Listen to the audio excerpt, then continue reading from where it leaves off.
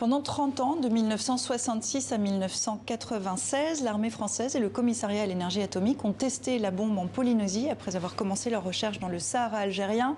Toxique. Enquête sur les essais nucléaires français en Polynésie chez PUF. C'est l'enquête que vous co-signez.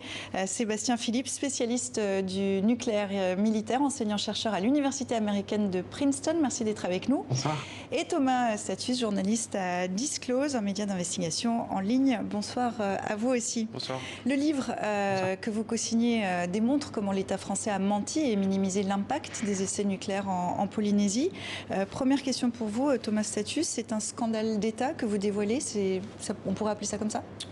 Je pense que ce qu'on dévoile, effectivement, c'est un mécanisme de mensonge qui s'est déroulé depuis le premier jour des essais nucléaires, donc à savoir en Polynésie le 2 juillet 1966, et qui se poursuit aujourd'hui, puisque ce qu'on montre dans cette enquête qu'on a publiée avec Disclose, c'est une sous-contamination des populations civiles. Ce qu'on montre grâce au calcul de Sébastien, c'est que la vérité n'a pas encore été faite sur ce programme d'essais nucléaires, et c'était l'objet de cette enquête, effectivement, de à la fois passer cette connaissance aux populations polynésiennes, mais aussi de révéler ce qui ne l'avait pas été encore.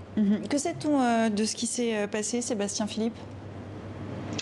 Alors, en 2005 et 2006, le ministère de la Défense français a publié un gros rapport de plus de 400 pages sur les conséquences sanitaires des essais nucléaires français. Et dans nos travaux, dans mes travaux et au cours de cette enquête, ce qu'on s'est rendu compte, c'est qu'on a pu avoir accès aux documents déclassifiés sources qui ont permis au ministère d'écrire ce rapport, et que l'impact sur les populations qui y est présenté est souvent sous-évalué pour des essais dont on sait qu'il y a eu des retombées directes sur les populations polynésiennes. Vous êtes rendu sur place, vous avez visité les lieux, interrogé les témoins, les victimes. Qu'est-ce qu'elles vous ont dit et comment elles perçoivent cette question, comment est perçue cette question en Polynésie française, Thomas Stathus ? Alors ça reste une question absolument prégnante dans la société polynésienne. Alors c'est pas un sujet de discussion quotidien, mais presque. Je veux dire, le nucléaire continue à faire l'actualité en Polynésie. D'ailleurs, ce qui montre bien les retombées de notre enquête, puisqu'il y a eu quand même beaucoup de discussions à la fois au Parlement, dans les médias, des interpellations ont été faites auprès du président de la Polynésie française, M. Édouard Fritsch. Non, ça reste un sujet assez important, aussi parce que ça reste un sujet qui traverse les familles. Les gens qui ont connu cette période des essais atmosphériques, puisque c'est ceux sur lesquels on écrit principalement, sont encore en vie. Et pour certains d'entre eux, ont été impactés sanitairement, puisqu'il y a des gens qui ont été malades, il y a des gens qui ont été reconnus comme des victimes. Alors encore une fois, ça dépend des communautés. Mais là où je me suis rendu principalement, c'est une île qui s'appelle Mangareva, dans un archipel qui s'appelle les Gambiers, qui a plusieurs centaines de kilomètres de l'île principale de Tahiti. Et là, effectivement, le cancer, principalement, dresse une géographie alternative. C'est-à-dire que les gens sont malades au sein des familles, cette maladie s'immisce au sein des familles. Et donc, de fait, ça reste un sujet prégnant.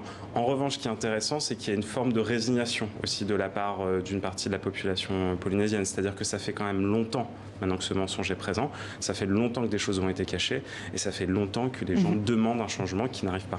Alors, on va revenir un petit peu en arrière, voir comment on parlait en fait de ces essais à l'époque. Je vous propose d'écouter Vincent Coutreau. Il était ingénieur au commissariat à l'énergie atomique. Il avait participé à la première campagne de tir de Mororoa.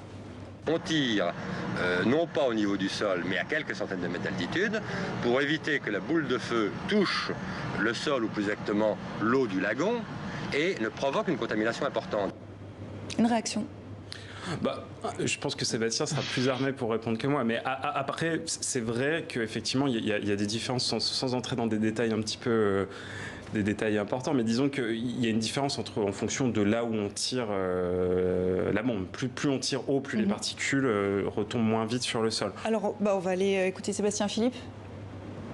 Oui, donc tout d'abord, les premiers essais qui ont été conduits à Mororoa en 1966, il y en a eu plusieurs, en tout 4 qui ont été tirés depuis une barge sur le lagon. Donc ceux-là, ils ont eu la boule de feu a impacté avec le sol et il a créé vraiment un nuage avec des particules lourdes qui sont retombées rapidement, notamment sur l'île que Thomas Stathus a visité.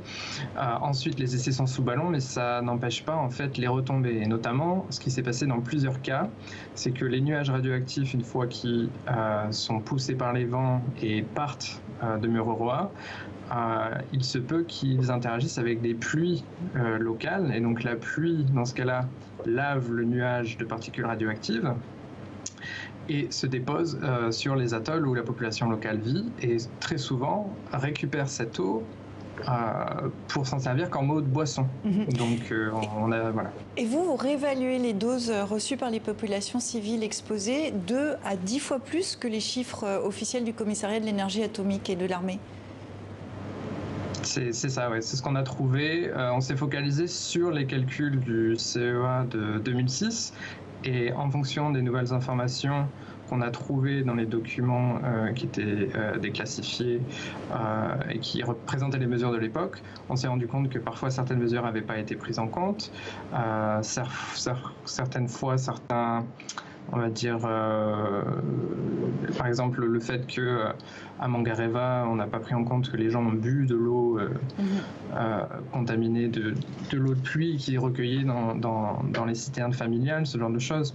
On a trouvé des erreurs, et ces erreurs, elles sont, on va dire, normales d'un point de vue scientifique, mais elles ont un impact énorme sur le processus d'indemnisation aujourd'hui pour ces populations. Thomas Status, est-ce qu'on peut dire qu'il y avait une volonté avérée de vouloir cacher tout ça? Je pense que nous, de toute façon, on s'est placé dans une démarche, on va dire, scientifique. Nous, ce qu'on a fait, c'est qu'on a montré qu'il y a des erreurs régulières, il y a des erreurs qui sont un petit peu parfois du même ordre, comme le disait Sébastien, c'est-à-dire qu'on dit que les gens boivent pas de l'eau de pluie, on dit que les gens boivent moins d'eau dans certains essais que dans d'autres, etc., etc. Moi, je suis pas en mesure de dire qu'il y a quelque chose de délibéré. Ce qu'on peut signifier, c'est ce qu'on a fait, c'est que sur ces 6 essais, si on regarde les chiffres froidement avec une rigueur méthodique, effectivement, il y a une sous-évaluation et parfois des éléments qui sont évalués un peu de la même manière. Si on regarde les chiffres froidement, justement, est-ce qu'on peut comparer ça à Tchernobyl, à Fukushima? Alors non, on peut pas comparer ça à Tchernobyl parce que effectivement, encore une fois, tout dépend. Mais encore une fois, je pense que Sébastien sera plus armé pour répondre sur cette question. Mais tout dépend à quoi on compare. C'est-à-dire non, c'est pas la centrale de Tchernobyl avec la tête au-dessus du réacteur. En revanche, les doses peuvent être proches pour les gens. Je crois qu'on a écrit dans le livre, et c'est ce qu'établissait Sébastien à partir des articles scientifiques. Par exemple, des enfants, ça peut être comparable une dose à la thyroïde d'un enfant qui vit en Biélorussie, quasiment à 200 km ou à plusieurs centaines de kilomètres de Tchernobyl. Ouais, ça oui. Pour être très concret, quelles conséquences sur la santé des habitants? Vous parliez de cancer tout à l'heure, encore sur les générations qui naissent? Alors ça, encore une fois, non, ça, on n'a pas fait ce travail-là. Nous, ce qu'on raconte, c'est que la contamination a été plus importante pour la population polynésienne. Et nous, notre conclusion principale, c'est qu'aujourd'hui, depuis 2010, la France permet aux victimes des essais nucléaires de demander réparation auprès de l'État français. Et pour demander réparation, il faut remplir certains critères. Et nous, notre réévaluation permet à de nouvelles personnes de demander réparation. Pour faire simple, 110 000 personnes sur l'île principale de Tahiti. On va y venir dans un instant. Je vous propose qu'on écoute d'abord le président François Hollande. Il avait admis en 2016 un impact sur l'environnement et sur la santé. Si aujourd'hui la France est ce qu'elle est, avec cette capacité de dissuasion, c'est parce qu'il y a eu, pendant une période très longue, des essais nucléaires. Et donc il est bien légitime que la France puisse réparer un certain nombre de conséquences, qu'elles soient sociales, qu'elles soient sanitaires ou qu'elles soient économique, et c'est ce que j'aurais aussi à dire devant le président et devant l'Assemblée territoriale. Vous nous disiez que du coup ça va permettre de recalculer la question des indemnisations. Comment ? Alors en fait, sur les 6 essais auxquels on s'est intéressé, il y en a un particulièrement qui est assez intéressant. Je crois qu'on voyait les images tout à l'heure, c'est l'essai Centaure qui se déroule le 17 juillet 1974. En quelques mots, cet essai, ce qui se passe ce jour-là, c'est que le nuage finalement prend la direction de Tahiti, ce qui n'était pas du tout prévu, et il touche Tahiti plus de 40 heures après le tir. Et là, effectivement, il y a des pluies, encore une fois, un peu comme ce que Sébastien racontait, et des dépôts qui se font au sol. Et nous, ce qu'on a regardé, c'est qu'on a regardé que pour la population qui était présente sur l'île ce jour-là, la dose a été plus importante. Et elle va au-delà du seuil dont il faut justifier pour être reconnue comme victime, selon nos estimations. Ce qui ferait que 110 000 personnes, si elles contractent une des maladies qui est prévue par la loi, pourraient en fait demander réparation. Mais la France a fait un pas en 2010 vers la reconnaissance de ses responsabilités en créant le CIVEN. C'est un comité chargé d'indemnisation des victimes civiles et militaires. Il a donné droit à peu de demandes. Comment vous l'expliquez, Sébastien Philippe ? Je l'explique tout d'abord justement à partir des données, pour les membres du public, à partir des données qui ont été utilisées jusqu'ici. pour indemniser les personnes qui ont donc développé une des maladies radio-induites qui est reconnue par l'État. Les individus font l'objet d'une présomption de causalité entre leur maladie et l'exposition qu'ils auraient subie dans les essais, pendant les essais atmosphériques notamment, et sauf si le CIVEN considère que cette exposition est négligeable pendant les 7 premières années de 2010 à 2017, et puis plus récemment, si cette exposition est en dessous de ce seuil d'un millisievert par an, les gens ne peuvent pas être indemnisés. Ou en tout cas, c'est plus difficile. Et donc, ce qu'on a montré en fait en réévaluant ces chiffres, c'est que tout simplement, les chiffres qu'on a eu jusqu'à aujourd'hui ne permettent pas du tout d'indemniser de manière, on va dire, large tous les gens qui ont été exposés pendant la période des essais atmosphériques notamment. Thomas Statius, vous avez reçu des retours après la publication du livre déjà ? Alors j'ai reçu beaucoup de retours, mais j'ai reçu des retours officiels, disons.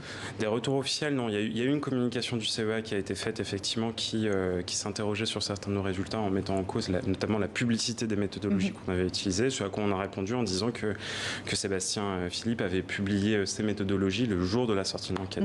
D'un mot vraiment pour terminer, est-ce qu'il ne faut pas tenir compte aussi du contexte de l'époque ? On est en pleine guerre froide, la bombinette comme on l'appelle, c'est aussi l'orgueil de la France. Est-ce qu'il ne faut pas intégrer ça à la lecture ? Non, je pense, encore une fois, tout dépend comment on voit les choses, mais non, je pense pas. On a pendant des années dit que la bombe était propre. On a justifié aux gens en disant que faire sauter une bombe nucléaire à l'air libre n'avait pas de conséquences sanitaires. Ça, c'était un mensonge. C'est un mensonge qu'on a réitéré quand même pendant des années. Vous avez montré des images des années 70, des archives comme ça où les gens disent que la nourriture n'est pas contaminée. Il y en a quand même beaucoup.